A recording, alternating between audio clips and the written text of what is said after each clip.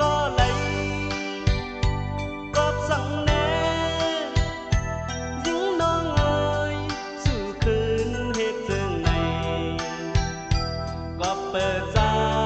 อันมีเงินคำยาวเมื่อวันเฮาหักกันปนมายังไปเห็นทำทางแม่สำจังใจก็ไหลกอบสั่งแน่ยิ่งน้องเอ๋ยสู่คืนเฮ็ดจังไหนก็เปิดใจ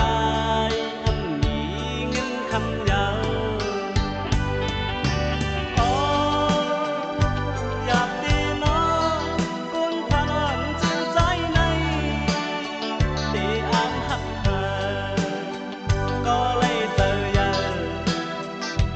หักคอเลยตุยเลยอยากไปจับยาวตามหักใจเลยพี่อยากใจหักจริงน้องก็เลี้ยวโกยไปเลยทำยิ่งเจอบอกขอยิ่งน้องอ่อนพี่หักเลยไป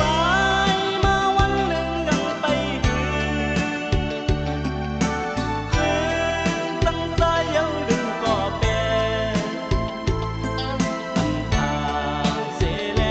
หกยายาวยิ่งเธอหลังยิ่งเอ๋ยพี่อำทางแลเลยเป็นมาได้หักเมียสู่คนเจอหลังทำเจอใต้เด